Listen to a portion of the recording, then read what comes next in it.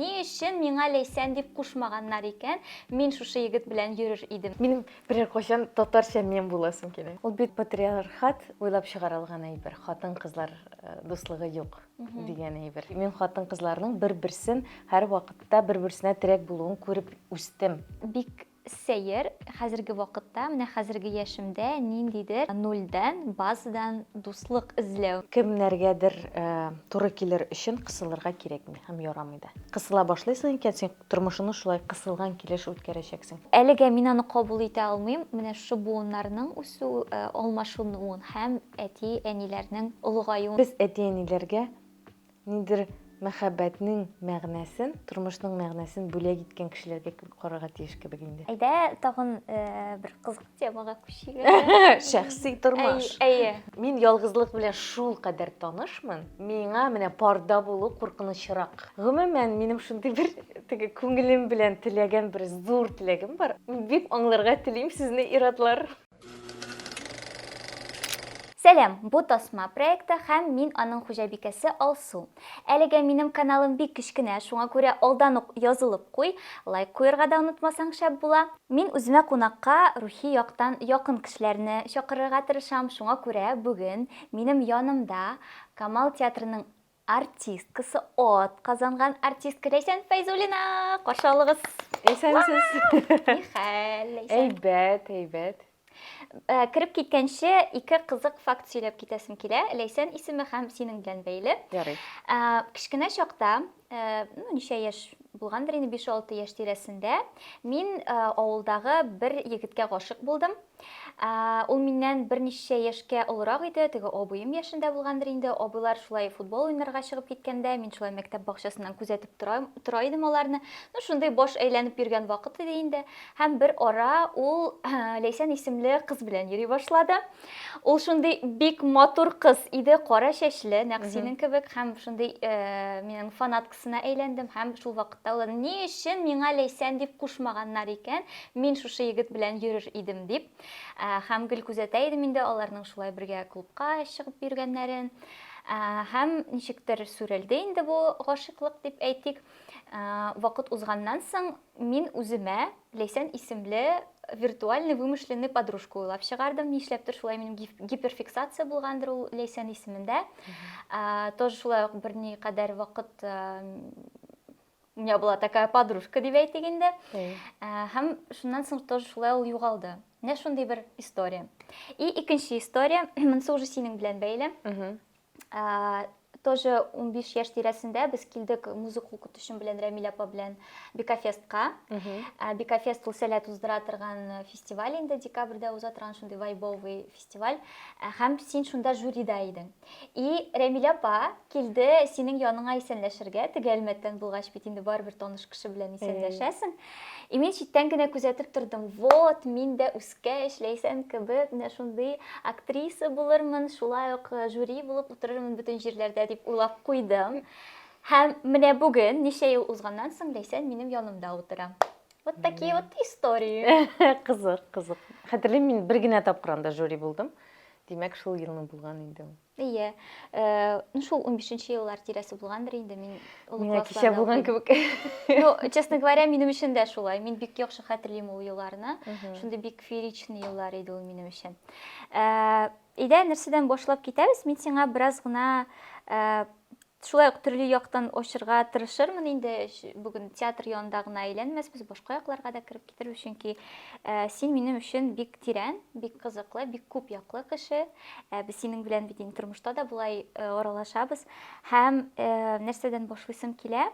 Беренчедән, син җәмгыятьтә танылган актриса буларак, әмма шул ук вакытта синең башка якларың да бар. Син Азия культурасын бик яратасың, телләрне бик яхшы өйрәнәсең, син блог алып барасың, кул эшләре белән шөгыльләнәсең. Синең стилең, зәвыгың искиткеч. Менә шундый төрле яклы кеше, төрле альтер эголарың ничек сыйша үзеңдә? Сөйләп кит әле. Белмим инде, мин үзем һәр вакыт нәрсәгәдер, ниндер яңа әйбергә өйрәнергә яратам. Һәм кемнеңдер нәрсә беләндер кызыксынмавы мине гаҗәпләндерә. Чөнки ничек инде син менә күпмедер ел яшисең, һәрвакыт берәй-берне эшлисең. Менә мин театрда инде 19-нчы елымны эшлим. Шуңа күрә, менә 19 ел эчендә ник мин актриса булып кына калырга тиеш идем. Шуңа күрә миңа ул гаҗәп башка кешеләр шулай шөгыльләнмәсә. Минемчә, тормышның төрле вакытында төрле шөгыльләр белән шөгыльләнү ул ниндидер яңа этапка керү дийме шунда, ниндидер яңалыкны татып карау, үзеңнең ниндидер башка якларыңны аңлау. Чөнки кризислар була. Һәрбер яшьнең үзеңдә беләсең, 25 яшьтә, 30 яшьтә, әйе. Менә шул кризисларны миңа шөгыльләр җиңәргә ярдәм итә. Менә инглиз телен мин 30 яшьтә өйрәнә башладым. Аңа кадәр мин инглиз телендә бик начар сөйләшә идем. Теге әйтәләр бит инде beginner дип әйтәләр. Мәктәптә өйрәнгән, ниндидер 1-2 сүзлек кенә, каядыр барны. Ни гаҗәп, мин инглизчә сөйләшмәгәндә, мин бик күп сәяхәт итә идем. Шуннан соң мин инглиз телен өйрәнә башладым.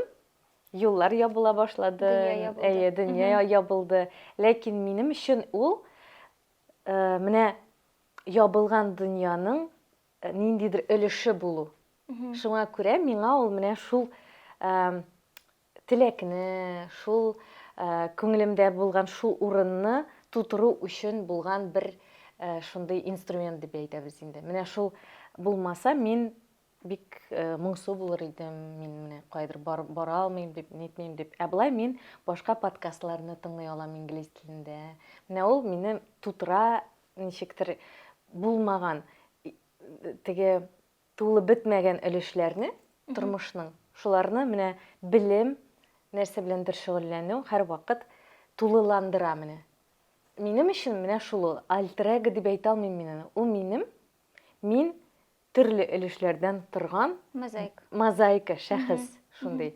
Шуңа күрә миңа гаҗәп башка кешеләр бер нәрсә белән дә кызыксынмаса, мин хәтта яшьрәк чагымда бер егет белән танышкан идем һәм сөйләшкәндә әйтәм, "Ә синең нинди теләгең бар?" Ул әйтә, "Мин белмим, минем бер нинди теләгем дә юк." Андый кеше белән миңа инде аралашу да кызык түгел. Ә башка мөнәсәбәтләр турында әйтеп тә тормыйм инде. Бәлки ул аның шундый чагы гына булгандыр. Тәҗрибә күрсәтте, ул шундый булып калды да. Ул бер нәрсә белән дә шөгыльләнми, кызыксынмый, нидер бер бик шундый гади эштә эшли. Минемчә, андый кеше булу рәхәттер ул. Ничектер теге тынгысыз булу ул бит авыррак. Һәм Стресс. Иҗади кеше үзең дә белеп торасың. Без бит һәрвакыт нәрсәдер эзлибез. Иҗади кеше ул җәмгыять белән, тормыш белән ризалыкта булмаган кеше минем өчен. Һәм ул һәрвакыт эзләнүдә. Шуңа күрә нидер яңа әйберләр барлыкка килә.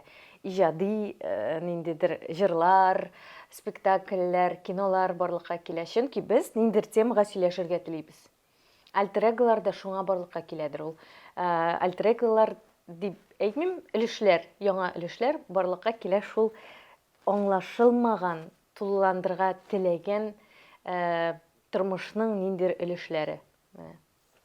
Ну, менә бу недостаточность дип атыйм инде мин аны һәм еш кына үземә дә кайтарып карыйм ул әйберне.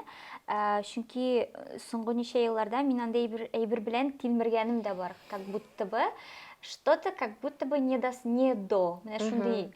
Бер яктан бу начар да кебек, тагын бер мисал китерәсем килә. Вот тирә-юньдәге яшьләр тоже сөйләшкән бар инде. Булай диләр. Я как будто бы очень много всего умею, но ул булган бөтен белемнәр мен шундый настолько поверхностный, что как будто мин бер әйберне дә җүнле башлы белмим. И менә бу недостаточность, теге бер әйбердән икенче әйбергә күчеп йөрү, ул тагын да үзеңне неполноценный итеп хис итәргә, Канәгатьсезлек тудыра башлый. Но с другой стороны, төрле әйберләрне, ну, бу тормыш шуның өчен бирелгәндер инде, ул теге төрле әйберләрен тотып карар өчен. Шуңа монда ике яктан карап була. Татымыйча бит син аның үзеңә килешәме, юкмы икәнлеген аңлый алмыйсың. Килешкән әйберне татып карап кына, теге сөйләшеп, кызыксынып кына булмый. Менә һәрвакыт Үзең аша үткәрергә кирәк. Һәм сиңа туры килмәгән әйбер икенче кешегә дә туры килми дигән әйбер түгел. Әйе, шулай. Ул ни генә дә түгел, ул ниндидер шөгыль генә дә түгел. Хәтта минемчә ул мөнәсәбәтләр кешеләр белән. Кем беләндер аралашмыйча, аның нинди икәнлеген белеп булмый. Шуңа күрә минемчә шөгыль һәм кеше белән аралашу безне үзебезгә тагы да якынайта. Гомумән, тормыш барганда бит инде ничектер, мин 15 яшьтә үземне 25-тә менә шундый булырмын дип уйлый идем. Мин 25-тә бөтенләй андый түгел. Миңа бөтенләй ул әйберләр кызык түгел, мәсәлән. Менә хәзер 30-да нинди булырмын икән дип уйлыйм. Әлбәттә, ул алай булмаячактыр инде шуңа күрә. Шулай. Мин үзем 26 яшьтә 2 бала белән әнине 50 яшьлек юбилее белән котларга сәхнәгә чыгармын дип уйлыйдым. Ирем һәм 2 балам белән шулай. Берсе кулымда, берсе булай кулымнан тотып бара. Шундыйрак сүрәт бар иде минем башымда. Ләкин алай булмады. Әле дә алай түгел. Шуңа күрә минемчә без бер әйбер уйлыйбыз, башкасы килеп чыга һәм булай булмады дип теге күңелне дә төшерергә ярамый инде. Ярамый түгел, кирәкми. Тормыш бара, ул ничек барырга тиеш шулай бара дип тә әйтеп була, һәм ул һәр вакыт хәрәкәттә. Иң әйбәте шулдыр инде. Син бармасаң да ул барыбер бар. Син басып торсаң, ятып торсаң да. Тем более хәзерге вакытта. Менә без ничектер шундай авыр түгел инде, ярар, кризислар турында шулай ук сөйләшеп китсәк буладыр. Син рефлексирующий кеше бит инде, үзеңнең теге тормышыңны ниндидер этапларга бүлеп карау, бер этаптан икенче этапка күчүне ничектер фиксацияләп барасың, бардыңмы? Икәндәй бер. Мин элек үземне хәзер дә инде хаосны ниндидер тәртипкә китерә алмаган кеше дип әйтә алам, чөнки мин һәр вакыт ниндидер хаоста яшим. Һәм кайчак шулай ниндидер тәртипкә китерә алсам, минем өчен шундый бәхетле периодларның берсе була. Һәм мин шундый бераз гына булса да тәртипкә килгән периодым булса, аны мин ниндидер кызыклы, бәхетле чак дип әйтә алам, ләкин гел ул чакны искә алып яшәмим. Чөнки мин алга баруны кулайрак күрәм һәм күңелем өчен миңа рәхәтрәк алга бару, һәр вакыт нәрсәдер алда булачак дип уйлау һәм хәзерге вакытта булуны мин хәзер менә күбрәк хәзерге вакытта булуны кадерлим. Шуңа күрә теге үткәнне нәрсәдер булды, булмады дип тә уйламыйм дип әйтә алмыйм инде. Ниндидер травмаларга мин кайтып, әйтәм, тагын кайттыңмы, нәрсә, син тагын минем беләнме дип уйлап куям. Ниндидер яшьтә булай булды минем берничә шундый нокталар. Менә 29 яшьтә мин шундый бер ноктага барып җиттем. Аңа кадәр нәрсә булган хәтерләмим дә мин. Менә шул ноктага барып җиттем һәм юк, менә булай яшәп булмый, миңа үзгәрергә кирәк дип уйладым. Ләкин ул ноктага барып җитәр өчен мин шул кадәр күп әйберләр кичердем. Хәзерге вакытта мин менә шундый ноктага барып җитмәүне күбрәк хуплыйм үземне. Шуңа күрә менә хәзерге мизгелдә ничек тойганымны үземнең һәр вакыт ревизия ясап торам инде. Һәр вакыт менә ничек тоям үземне? Мин бу проблема минекеме, кешенекеме? Мин хәзер нәрсә эшли алам? Ниндидер кичкенә адым ясый аламмы менә бу ситуациядә дип шулай. Хәзер ниндидер абстракт әйберләр турында сөйлим инде. Бәлки берәрсе аңлар, бәлки аңлашылмыйдыр. Менә теге һәр вакыт ниндидер этаплар үтүне мин хәтерләмим. Мин менә шул 29 яшьне хәтерлим, иң каты булган ноктаны. Һәм ничектер 35 яшьтә бераз гына яшь үзгәрүне тоюымны хәтерлим. Бүтән вакытта мин ниндидер хаоста яшәгән кебек. Мин гомумән 27-29 яшькә кадәр бик каты хаоста яшәдем, эмоциональ хаоста. Хәзер эмоцияларымны бераз анализлый алам. Лек мин аларны танымаганмын да, аңламаганмын да, нәрсә булганын да хәтта. Хәзер мин аларны күбрәк аңлыйм. Мин алар белән нәрсә эшләргә кирәклеген аңлыймдыр кебек, әле аны да аңлап бетермимдер әле. Ләкин нәрсә, кайсыдыр ситуациялар белән эшли беләм һәм үземә вакытында ревизия ясый беләм, вакытында тынычландыра алам, кеше табам үземә сөйләшергә. Позитив, мин элек яратмыйм ул сүзне, позитив кешеләр. Менә дөрес кешеләр белән үземне ничектер урап алам да, һәм алар белән аралаша башлыйм. Алар күбесе нәрсәдер, кемдер үзенең тәҗрибәсен миңа сөйли, кемдер үзенең нәрсәдер эшләве белән миңа теге үрнәк булып Тора. тора, мине алга этәрә инде менә. Мин карыйм берәр кешегәме, менә шуның кебек буласы иде дип нәрсәдер эшли башлыйм. Менә шулай миңа хәзер рәхәт, менә шулай яшим мин. Бәлки 1-2 елдан башкача булачак. Бәлки мин бик структура ясый торган кеше булырмын. Бәлки шундый бик төгәл булырмын. Әлегә мин хаосны бераз гына төгәллеккә китерә башлаган кеше. Ну, ул хаоста да үзенең тәртибе бар бит инде. Мәсәлән, белмим, иҗат кешесенең гомумән иҗади беспорядокка мин бик тә ышанам. Чөнки, мәсәлән, минем мое пространство кемгәдер бәлки туры да килмидер, әмма монда никадәр күп әйбер булуына карамастан, монда минем өчен тәртип. Үзеңнең тәртип һәм күңелдә дә шулайдыр инде ул, әйе. Сорамакчы идем, нәрсәләр сиңа ярдәм итә? Мин беләм, син бик спортны һәм гомумән тән белән эшләүне якын күрәсең. Әйе, мин электән бала чакта мин бик күп бии идем. Менә мин өйдә бер үзем калайдым, әтием гастрольгә китәләр, икесе дә.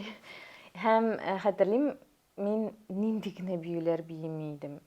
Балалар ниндидер шундай солнышко в руках, шундыйрак җырлар тыңлыйлар. Ә мин Даже мин аңа биедем. Ә мин Evanescence, аннары Avril Lavigne. Әйе, аннары мин бик ярата идем Astor Piazzolla'ны. Шул музыкага мин бийдем. Шундый сәер биюләр бийдем. Аннан ул биюне мин телевизордан күрдем. Contemporary дип аталган икән ул биюләр. Аның атамасы бар, между прочим. Шундый сәер идәндә биюләр. Нәрсә генә эшләп тормыйм. Менә әле дә минем тәнем һәр вакыт бию сорый. Өйдә буламы ул, театрдамы ул, башка бренди түгәрәккә кызлар белән мин яратам. High Heels дигән шундый бию нәрсәсе дип әйтим. Юнәлеше бар. Шуңа күрә менә ул High Heels'ка мин җөрим, минем дус кызым анда җыри.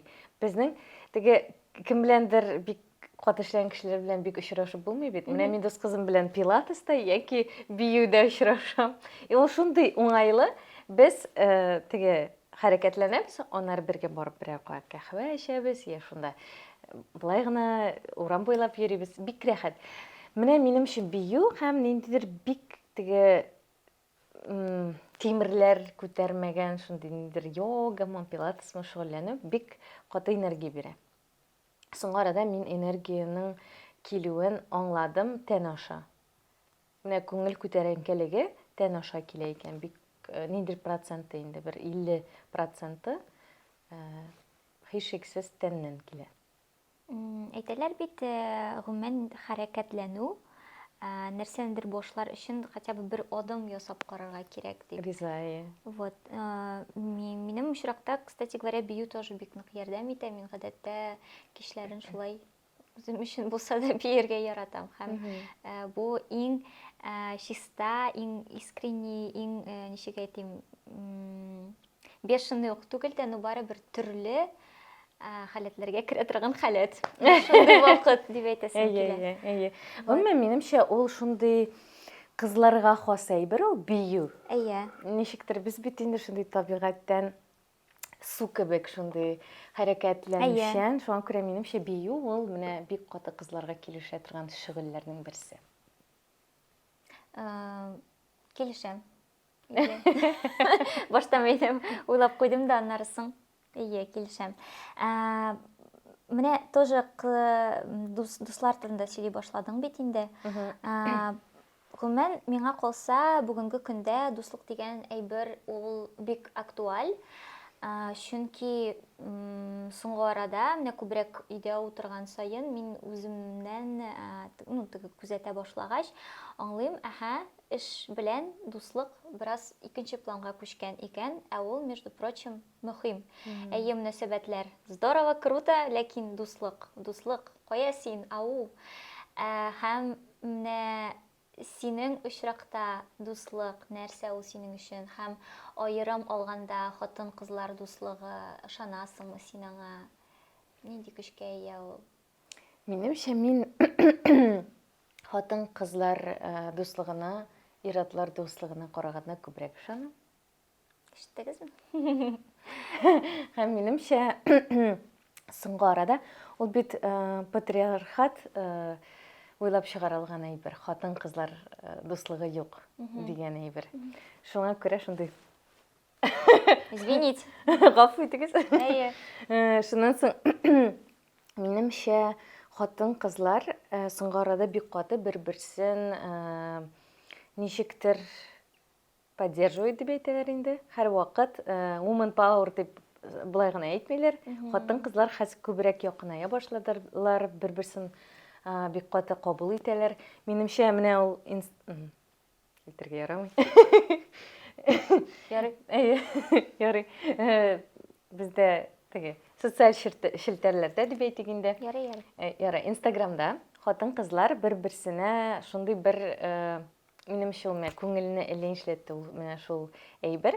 Бер хатын-кыз шундый язма яздырган, видео язма. Әгәр дә сезне балагыз белән больницадан каршы алырга кешегез булмаса, мин килеп сезне каршы ала алам. Минемчә, бу шундый шатлыклы әйбер. Хатын-кызлар хәзер бер-берсен шул кадәр поддерживают, шул кадәр бер-берсе өчен янып йөриләр. Алар бер-берсенә ярдәм итәләр. Минем өчен бик зур бәхет. Һәм минем дә дусларым, менә чын дусларым, мин бик озаклап дус булганым бар кызлар белән. Минем иң зур дуслыгым бер 30 ел дуслык дип әйтәм инде аны. Без шул кичкенә чактан ук бергә. Хәзер бик аралашмыйбыз инде. Ниндидер теге очраклар булды да без аерылдык. Ләкин минем өчен ул дуслык булып кала. Мин аңа бик зур рәхмәтле. Мин бик рәхмәтле аңа һәм мин хәзерге вакытта минем бер курсташым белән мин дус без инде 20 ел дуслар, 20 елдан артык, 23 ел дуслар. Һәм минем хәзерге тагын бер якын дустым, ул театрда эшләми.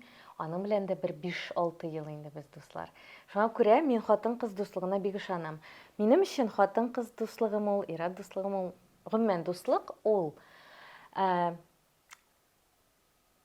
теге авыр чакта гына түгел, бәхетле мизгелдә дә бергә була алырлык шундый бер әйбер. Чөнки кемдер алга киткәндә, син аннан көнләшсәң дә бергә кала аласың икән, минем өчен иң зур дуслык шулдыр ул.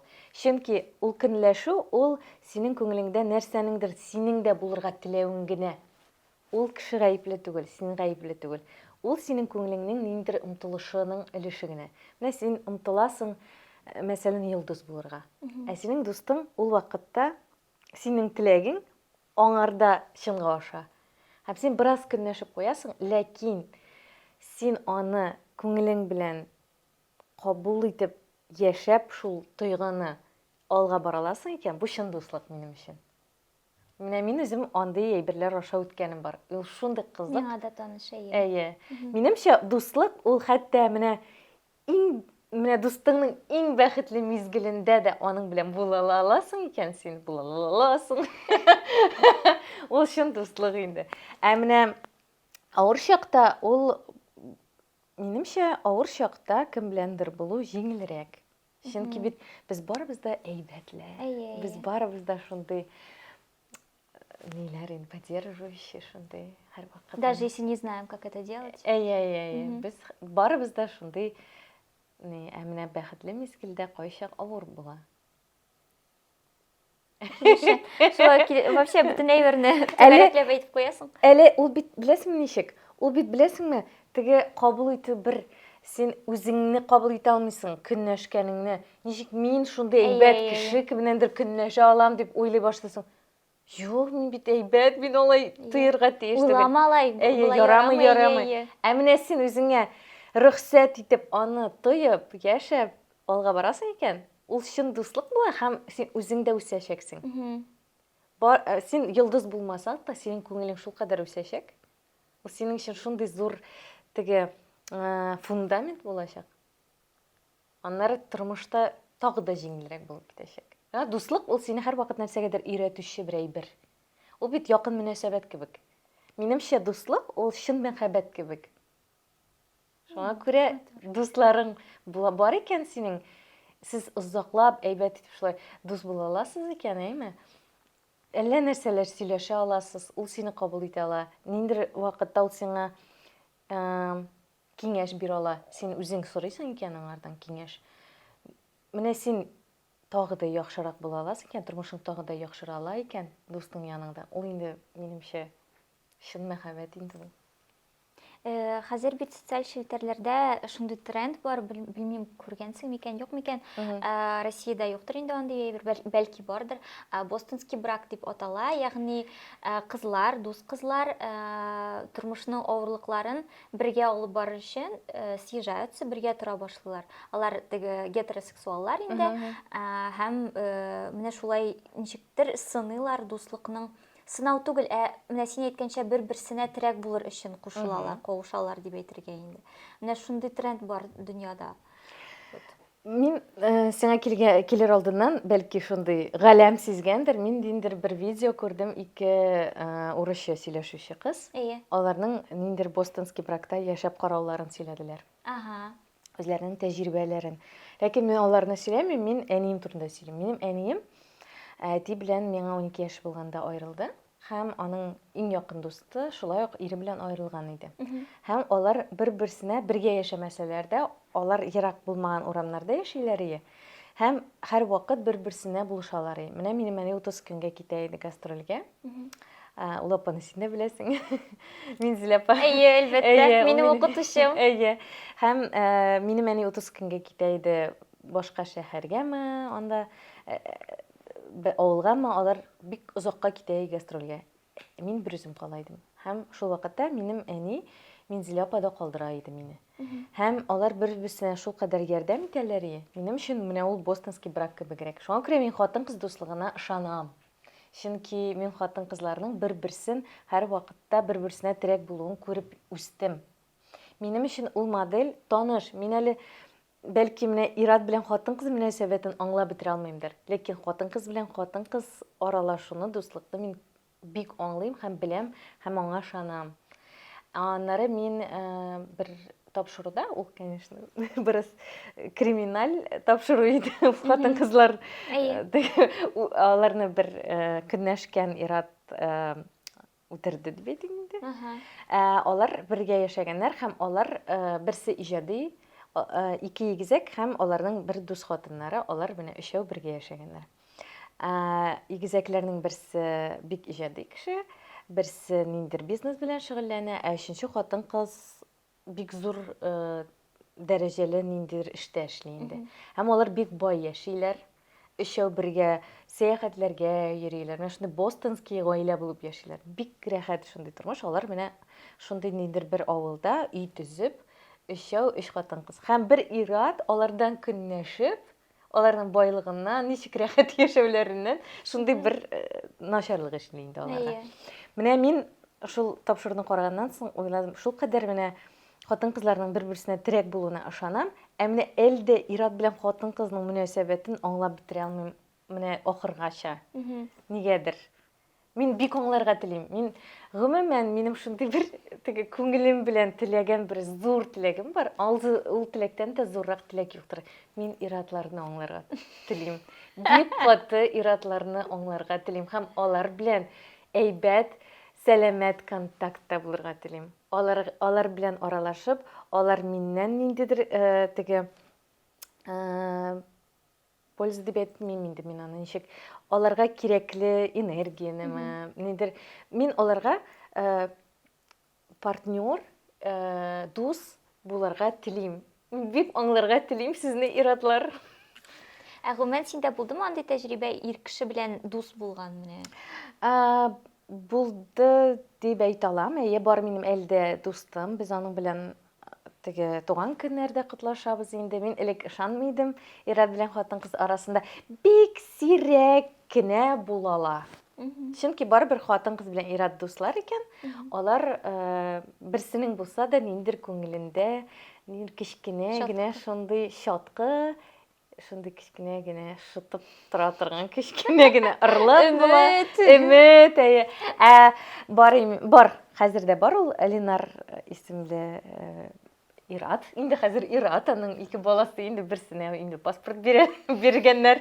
Шуңа күрә кызык теге. Без авылда теге аралашып киттек дә инде. Менә шулай ничектер бер периодта без булай ныграк аралаштык. Аннары аның Ләйсән исемле аның хатыны. Алар кавыштылар да без әзрәк аралаша башладык. Чөнки мин ышанам, Иратның менә без дус икән, берәр Ират белән, егет белән, һәм аның пары барлыкка килә икән, дус хатын-кыз артка чигенергә тиеш. Чөнки башка хатын-кызга комачауламау түгел ул, аның күңелен саклау. Менә ул минемчә иң зур әйберләрнең берсе. Син шулай итә аласың икән, син тагы да ныграк үсәсең шәхес буларак. Бу тоже дуслык, как будто бы дуслыкның заочная дружба кебек, шулайрак. Прикольно. Вообще. Тагын шундый сорау бар. Менә тоже мин хәзер нишләптер тиремдә яңа кешеләр барлыкка килергә тиеш дип саныйм. Ни өчен? Чөнки мин гомумән бик тиз туя торган кеше дип әйтимме соң инде бер төрлелектән, һәм миңа нәрсәдер җитми башлаганда, мин аны я яңа эштә эзли башлыйм, я хоббида менә синең кебек. Хәзер нәкъ менә кешеләр җитмәвен тоям. Ну, әйтәләр бит инде в беговой клуб иди, или анда белмим, сөйләм клубына бар дип. Менә но миңа калса бик сәер, хәзерге вакытта, менә хәзерге яшемдә ниндидер нольдан, базадан дуслык эзләү минем өчен бу никтер авыр. Ну, то есть, если только вынужденно, мәсәлән, мин анда кайдыр читкә күчеп китеп, социализация кирәк булганда, менә шул очракта әйе, булай бик комфорт зонада яшәгәндә кайдыр комфорт зонамнан чыгып, анда кеше белән танышырга белмим. Менә иң якын дусларымның берсе белән миңа 33 яшь булганда таныштым. Һәм без таныштык булай. Мин бардым бер кибеткә, анда еш кына киемнәр ала башладым. Миңа ошый да аларның киемнәре. Корстер 17. Миңа реклама өчен әлегә түләмиләр, ну ярар. Шойрамый. Менә шул кибеткә йөри башладым. Алар башта бик кичкенә генә кибет иде. Мин бит Азия культурасын яратам. Алар Кореяга барып, шуннан киемнәр алып кайталар. Шунда мин бер-ике әйбер алдым. Шуннан соң берсе белән таныштым. Алар үзләре саталар һәм үзләре алып кайталар. Ул кызлар менә ачтылар кибетләрен, аларның кибетчеләре юк, алар үзләре кибетче дә, үзләре хуҗа да, ташучы да, барысын үзләре эшлиләр. Менә шуларның кибетенә килдем. Берсе белән бер көнне без чәй эчтек. Алар һәрвакыт чәй ясыйлар, шундый шәмнәр кабызып, матур итеп, шундый яңа ел алдыннан без сөйләшә башладык. Һәм сөйләшә башладык та, ул әйтә, синең ди ничектер менә энергияң бик каты шаган безнең менә бу кибетнең алар 3 кыз, шуның берсенә дип әйтә инде. Мин әйтәм, кызык, сезне таныштырырга кирәк әле ди. Шуннан соң теге кызга да әйткән ул. Шуннан соң без шулай кызык теге бер-беребезне беләбез, ләкин якын аралашкан юк, күреп кенә шулай теге сайт әйтәләр бит җирдә, шулай гына карап китә идек, тә шулай китә идек. Шуннан соң бер көн алар күченделәр башка җиргә. Мин аңа килеп, бер-ике киңәш сорадым. Киңәш сорадым да, әйттем, менә шундый барам мин Кореяга, инде кибетләргә барырга, берәр локациялар әйтә алмасмын дип әйтте дә ул миңа. Шуннан соң бер-ике шулай языштык та без, ул миңа бер көнне яза, "Иде биргә барабыз." Миңа 33, аңа 34, һәм без икәү биргә киттек. Шунда күңелле итеп биеп кайттык. Шуннан бирле без дуслар. Шәп. Шуңа күрә дуслыкның каян барлыкка килгәнен, кайчан киләчәген, мәхәббәтне кебек. Телем әйләнеп кебек.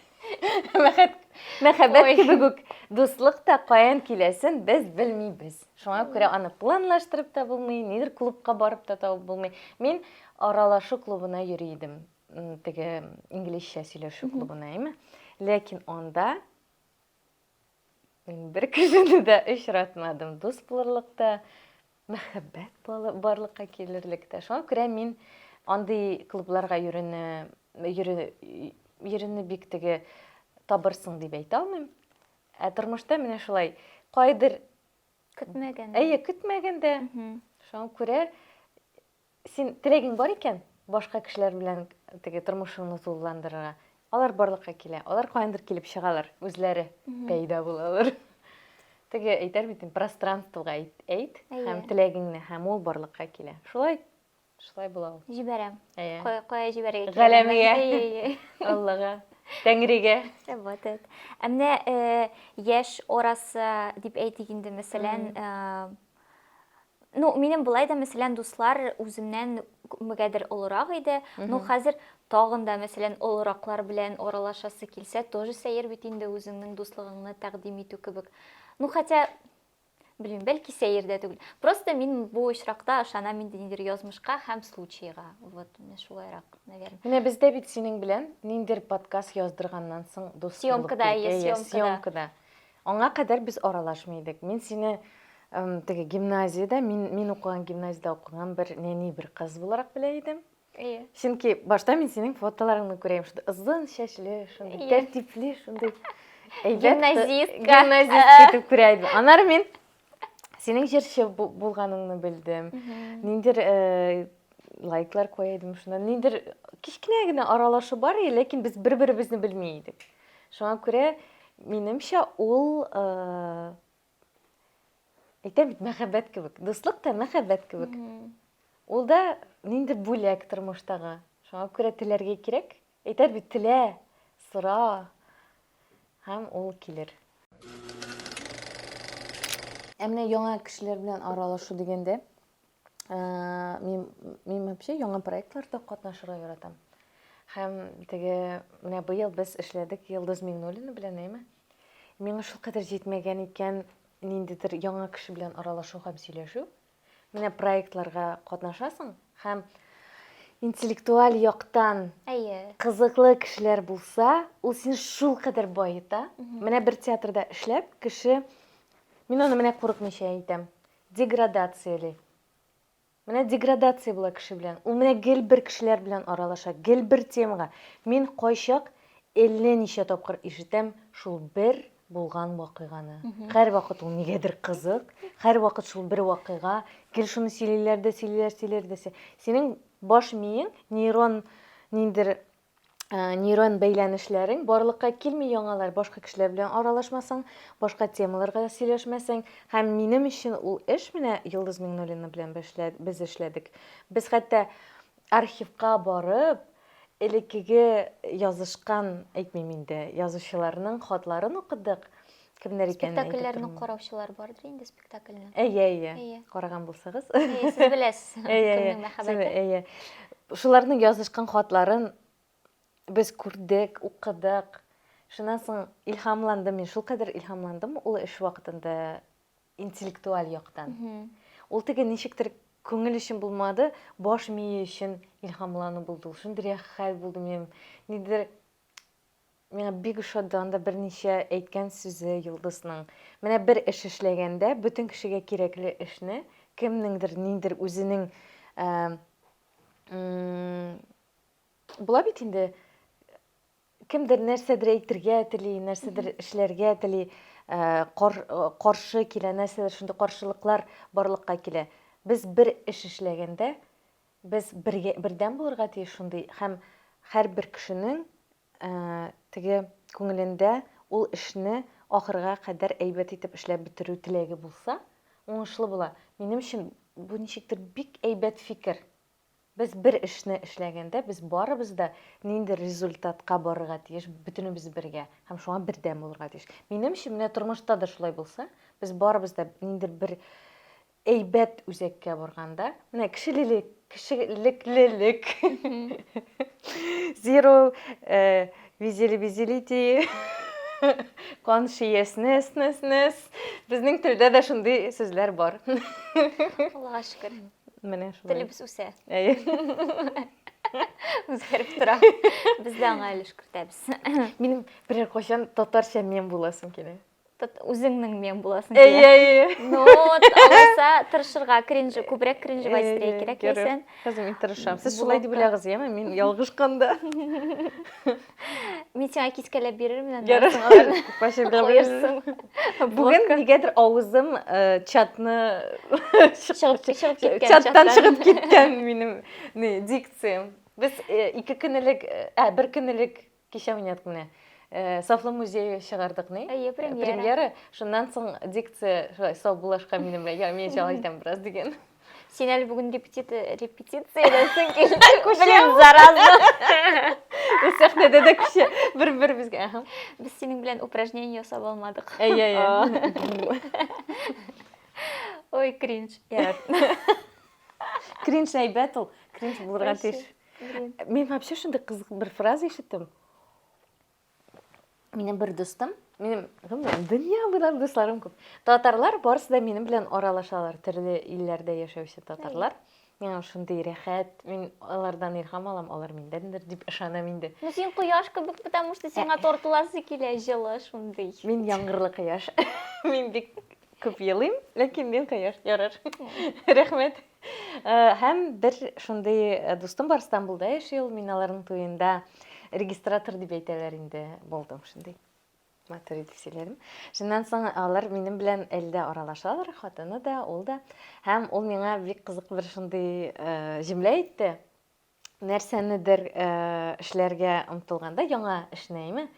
Надо перейти на сторону кринжа дип әйтте. Минемчә ул шундый төгәл ни? Кринж ягына син чыгаласың икән, син ул эшне башкара аласың. Ә кринжка син теге ялгышларга риза түгелсең икән, син бер нинди эшне дә. Ты не кринжулька. Әйе. Ну, гадәттә, ниндидер иҗат башкарганда, моментында бит инде ул сиңа шундый вау булып тоела, аннары соң бераз вакыттан соң карыйсың да думаешь, что за кринж? Ну, белмим, шул турыда микән монда сүз? Юк, алай ук түгел. Иҗатта бит инде без бераз опытлырак инде. Без теге тәҗрибә җыйган инде, вокалга йөргән, анда актерлык осталыгына йөргән, укыган, эшләгән дигәндәй. Ә монда син яңа, ул менә ниндидер Чтобы что-то новое создать. Яңа әйбер булсын. Әйе, ул менә көрәшкә барды, ниндидер көрәш анда. Һәм көрәш вакытында аңа шундый җөмләне ниндидер ират әйткән. Ул аңа әйткән, менә син менә хәзер ризалашсаң, ялгышырга ниндидер теге бик рәхәт булмаган ситуациягә керергә ризалашсаң, син алга бара алачаксың. Ә менә яңа эшкә кереп, син басып торасың икән кайдыр, кырыйда, карап кына, эшләмичә, син алга бармыйсың. Менә шуны аңлата ул. Менә артистлыкта да шулай, артистлыкта менә һәрбер яңа спектакль, ул яңадан шул оялыну тою. Без һәр вакыт яңа эшкә тотынганда оялабыз.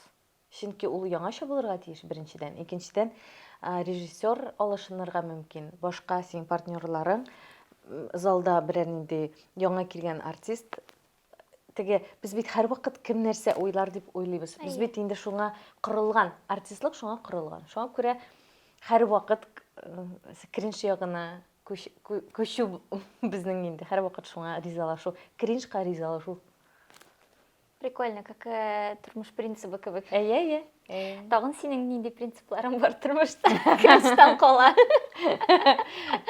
Бүтән юк. Калганда мин әйбәт кеше булай. Юк, минем принципларым бар. Мин бер тапкыр кешене алдауда тотам икән. Әйе. Ул хәтта менә кичкенә генә алдау булырга мөмкин. Ул әйтә миңа,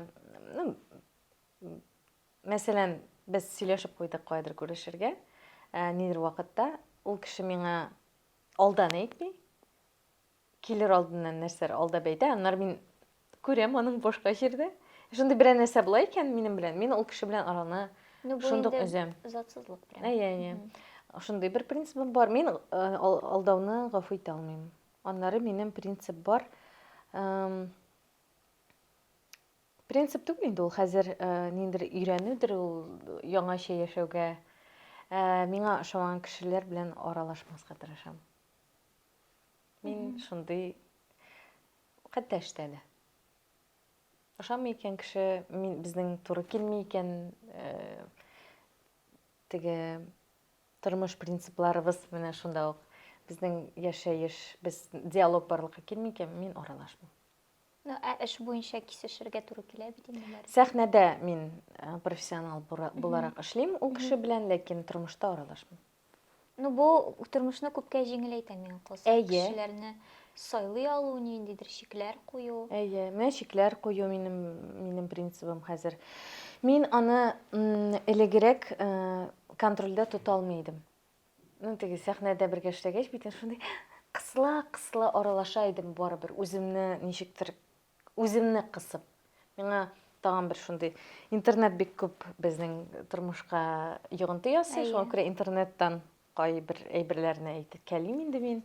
Бер кайда китеп булмый дигәндәй. Интернет безне өйрәтә дә, безне боза да. Ләкин менә бер өйрәткән әйберләрнең берсе миңа бик ошады. Сиңа кемнәргәдер туры килер өчен кысылырга кирәкми һәм ярамый да. Алар сине менә шушы килеш кабул итмиләр икән, сиңа я башка кешеләр белән аралашырга, я башка җиргә китәргә кирәк. Чөнки син кысыла башлыйсың икән, син тормышыңны шулай кысылган килеш үткәрәчәксең. Минемчә менә шул принцип бар. Мин кысылмаска тырышам. Кысылу барлыкка килә башлый икән, мин аны киридән бушатам, ничек бушандырам инде. Киридән үтеклим.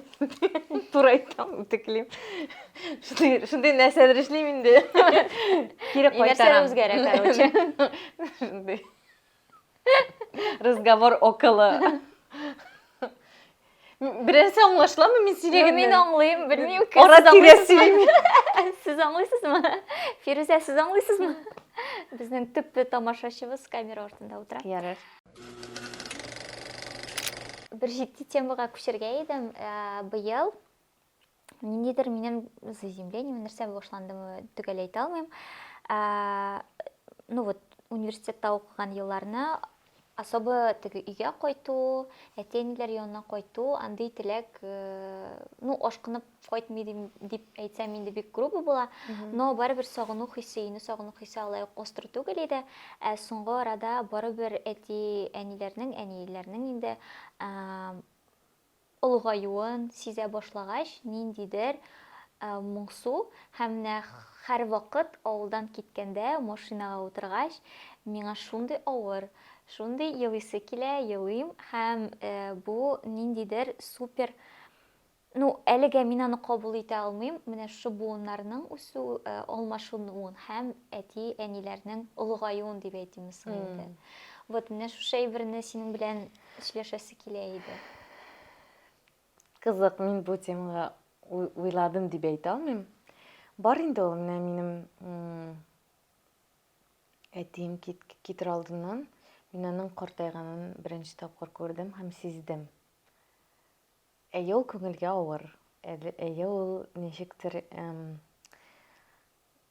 мин гомумән бик каты тагы да күбрәк мәхәббәт тойдым дип әйтим шунда менә. Тагы да кыйммәтле булуын тойдым тормышның, яшьлекнең, тормышның, хәзерге мизгеленең. Чөнки әти-әни менә күрсәтә сиңа, алар менә безгә үрнәк кебек. Алар безгә тормышның никадәр кыйммәтле икәнен һәм никадәр кыска икәнен һәм никадәр нәзик әйбер булганын аңлаталар. Шул кадәр әтинең күзләре шундый индер сүнгән кебек иде минем өчен. Ничектер тормыш баскан, ничектер бик катыр авыр айткан. Шуңа күрә минемчә мин аны күбрәк шулай кабул итәмдер. Була бит шундый тирән хис, тормышны ярату хисе. Ул шундый авырту белән тәңгәл. Алар бергә ничектер кушылып баралар. Ярату бит ул ничектер авыртуга риза булу дигән кебегрәк. Бала тапканда да син авыртуга риза буласың, аның белән аерылуга, аның китеп үз тормышы белән яшәүенә, тапканда авыртуга.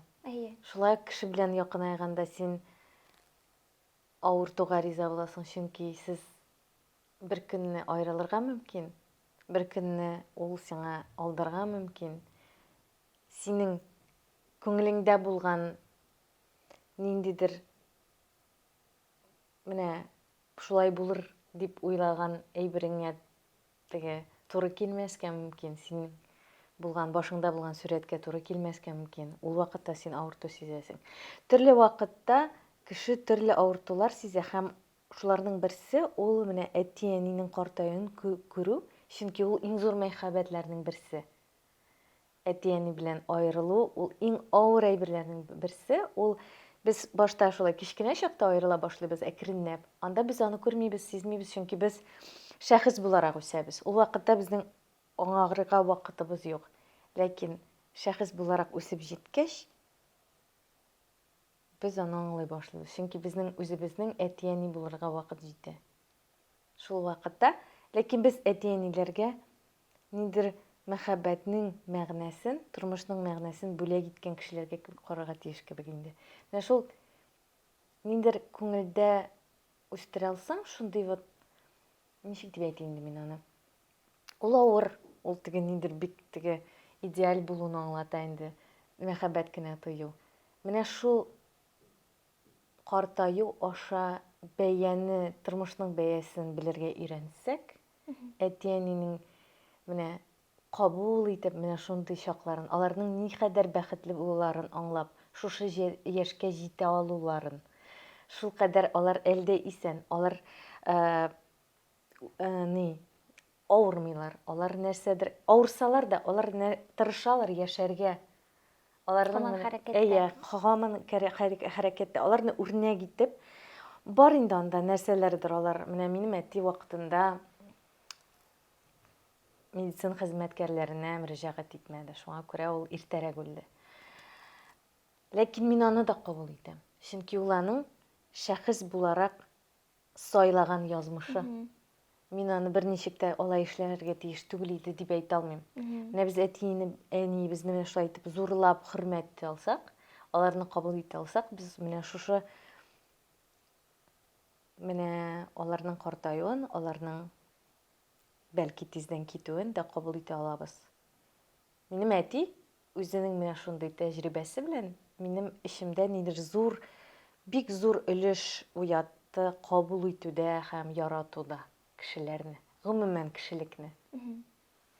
Минемчә ул бик зур тәҗрибә һәм бик зур нидер бик әйбәт әйбер ул. Без аны аңламыйбыз гына, без аны авырту итеп кенә кабул итәбез. Ә ул безнең күңелебезне киңәйтә торган бер әйбер. Рәхмәтле булу кебек. Әйе. Менә күңел киңәйгәндә бәлки без шуңа авырту да сизәбездер. Теге күңел киңәя, аның размеры зурая һәм без авырту сизәбездер. Шуңа тоясыңдыр син. Ул вакытта бераз сулау кирәк. Ниндидер шундый җылыйсың килсә җыларга кирәк. Чөнки җылау ул чистарыну. Җиңеллек, килешәм. Җылыйбыз бергәләп. Мин чуть җыламадым. Шундый кечелә беразны безнең халат. Көлделәр дә булар. Әйе. Юк, бик җитди тема, дөресен генә әйткәндә, чөнки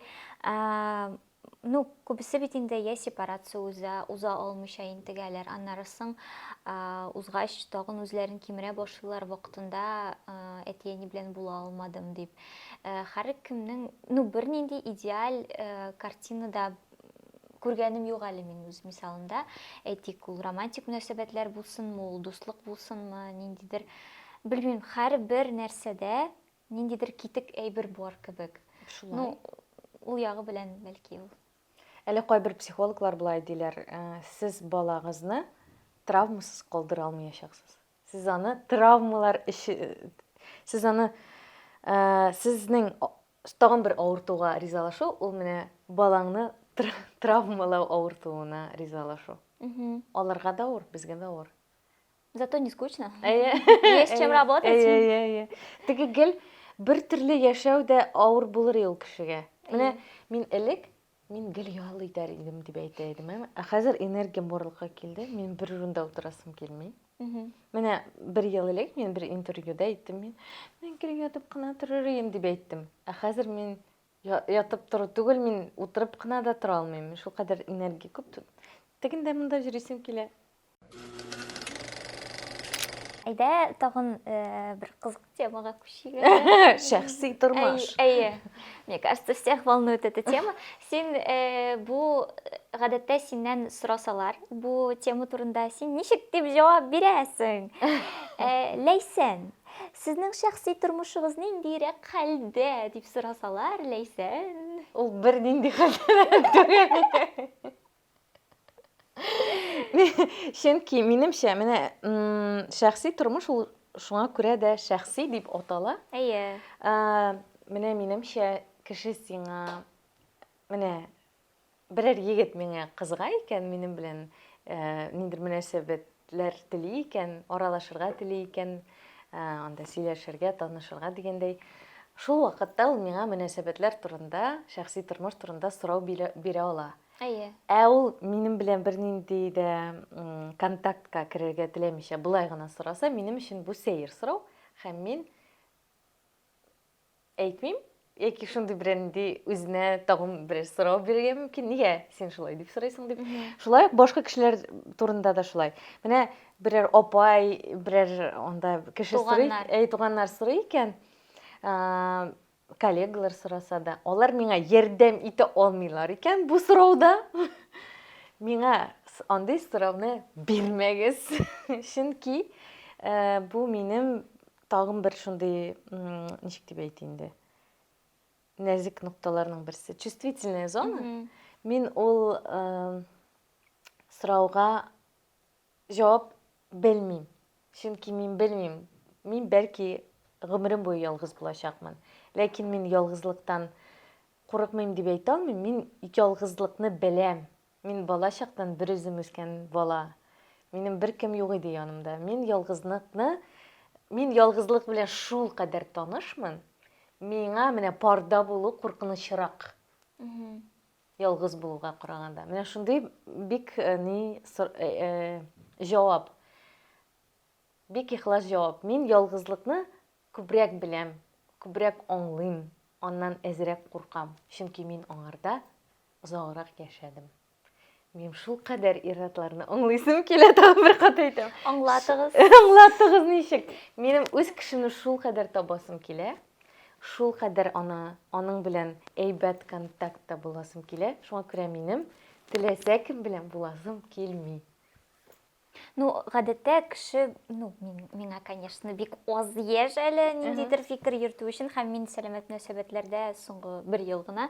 Шуңа күрә, әни фразасы белән әйтеп куям, кеше белән күпме яшәсәң дә, аны һаман саен ниндидер яңа яктан ачасың. Шуңа күрә ниндидер бер свод правил, ничего такого же нету и не будет. Шуңа күрә белмим. Әйе, әйтәр бит, менә күңел белән тоймыйсың икән ул кешенең синеке булуы. Мин сөйләмим теге эшеңдәге күбәләкләр турында. Ниндер тауларга менә торган йолдызлар алып төшә торган. Әйе, андый турында сөйләмим. Мин ничектер менә сөйләшә алырдай. Күңел белән тартылган ничектер менә тыныч булган кеше. Менә утырасың һәм сиңа аның белән тыныч. Кочаклыйсың һәм син рәхәт сиңа кочаклауда. Менә шундый кеше телим мин. Аның мин әйтә алмыйм, ниндер супер миллиардер. Бүтән кеше уйлый миңа бик каты бай кеше кирәк дип. Минем әле бер тапкырда бик каты бай кеше белән аралашканым да, очрашканым да булмады. Белмим, мин бит белмим, андый тәҗрибәм минем юк. Мин бит белмим, ул кеше миңа якын була аламы, юкмы? Без бер теге дулкындамы, юкмы? Шуңа күрә миңа үз кешем кирәк. Менә чыннан да үз кешем дип әйтәр, менә ул минем үз кешем. Мин риза, мин дуслыкта да төрле этаплар уздым. Шуңа күрә мин пар булганда ниндер этаплар узуны бик гадәти хәл икәнен аңлыйм, беләм, мин аларга риза. Һәм мин өлгергән дип әйтә алам үземне. Ләкин менә бүген күрдем, иртәгә чаптым, кияүгә чыктым, түгел. Мин акыллы уже. Мин күп күргән.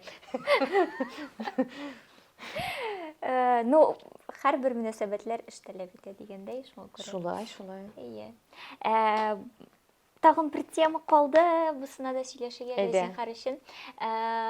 Белмим, сөйләшәсем килә микән, юк микән, ул спискта юк ие. Синең бит инде Камалдан башка, тагын башка театрларда эшләп караган тәҗрибәң дә бар дип әйтик. Моң белән эшлисең бит син һәм барыбер ирекле иҗатчылар белән дә эшлисең. Беренчедән, Камал театрында мондай берне хуплыйлармы дип сорыйм әле, чөнки без Камал театрында эшләүче яшьләрне җәлеп иткән бер проектка һәм алар шундый бик безгә сорарга кирәк мастердан дип шундый бик йомылып кына әйттеләр. Аның ризалыгын алгач кына инде киттеләр. Килделәр съемкаларга. Беренче сорау шул һәм икенчедән, юк, әйдә баштан шунысына җавап бирәм. Тәҗрибәдә элегрәк ул бөтенләй юк иде. Мин килгәндә юк иде ул бөтенләй үк. Безгә алдан ук әйтеп куйдылар. Ярамый дип әйттеләр һәм без аңа ризалаштык. Ләкин хәзерге вакытта дөньялар үзгәрде. Менә хәзер безнең минем курсташым Илгиз Зәйниев килде театрга.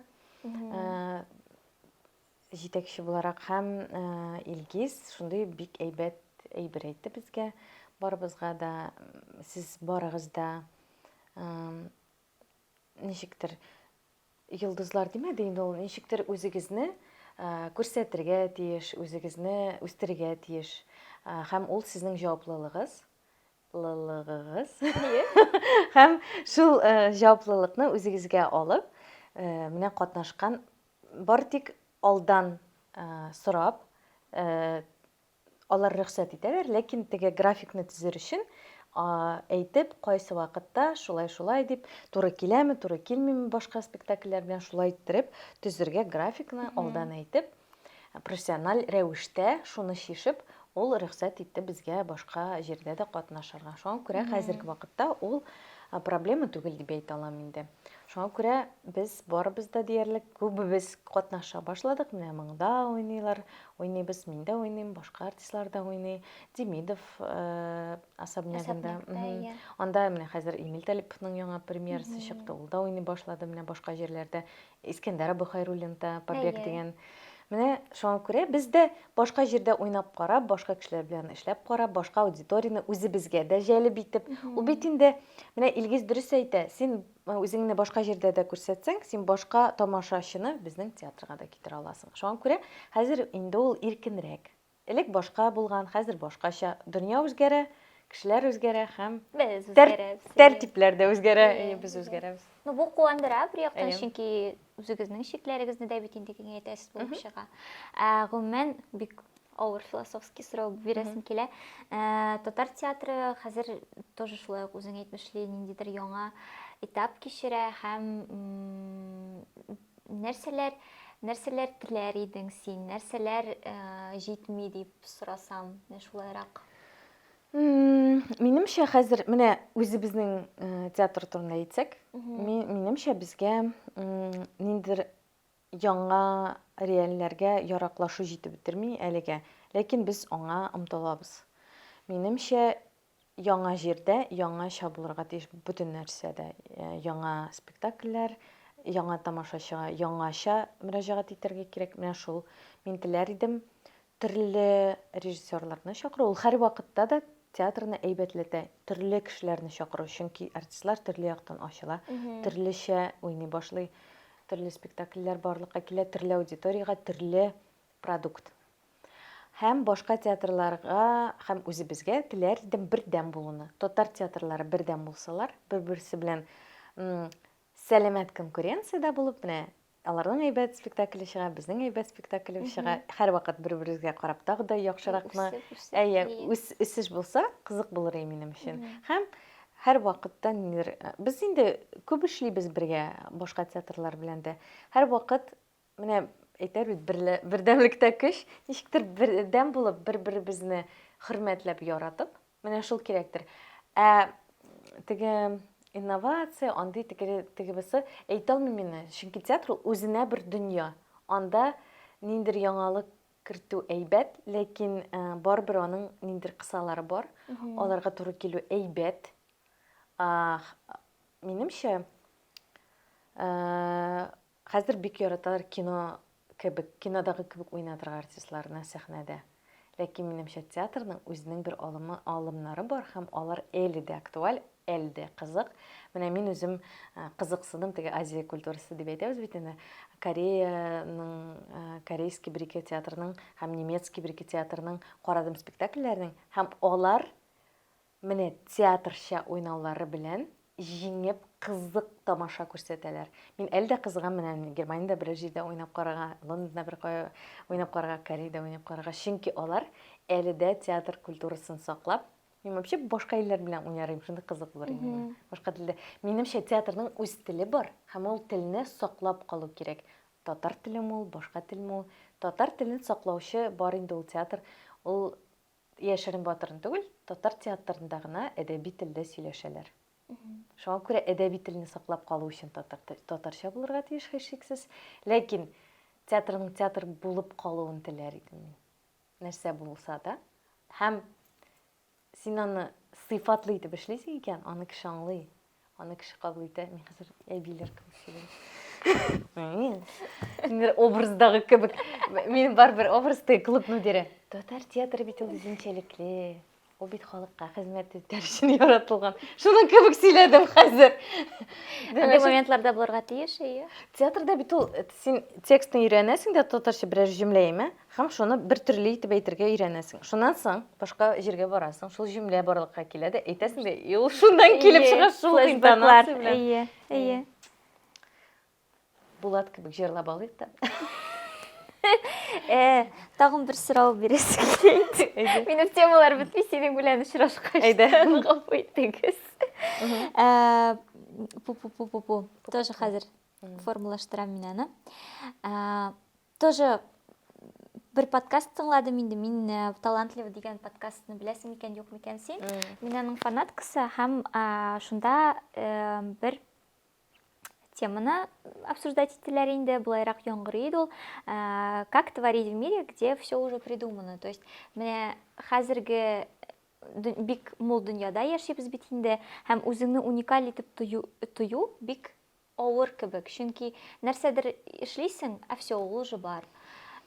Ну, Яшерен Батырын түгел, әйтик, даже татарлар арасында бит инде андый, ну, шулык, белмим, конкуренция мол, нәрсәме, бу уже кызык түгел, ой, ул уже булай эшли, тегеләй эшли, син нигә алай эшлисең дип әйтүчеләр күп. Но мин уйлыйм, һәрбер кешедә ниндидер уникальлек, үзенең уникальлеге әлбәттә бар ул. Но барыбер шушы дөньяда ничек үзеңне югалтмаска, ничек әлегдә баягы баланс тотырга между тем, что уже есть, и между тем, что ты хочешь предложить. Ну вот бик шундай абстрактно аңлаттым, конечно, аңладым ул сорауны, юкмы? Без бүген абстракт сөйләшәбез. Һәм сезнең теге ахырын әйтеп бетермибез. Абстракт. Ярый. Сорауга җавап. Мин менә булай тойымлыйм. Мин Бродскийның бер газетада статьясын укыдым. Һәм бик ошады бер шундый өлеше аның. Ул сөйли, кеше, һәрбер кеше үзенең нәрсәнедер караганда, укыганда тойымлавы һәм тойымлавы белән ирекле. Мы все свободны в восприятии. Бер үк әйберне төрле кешеләр төрлечә кабул итә һәм төрлечә эчендә эшкәртеп яңага әверелдерелә.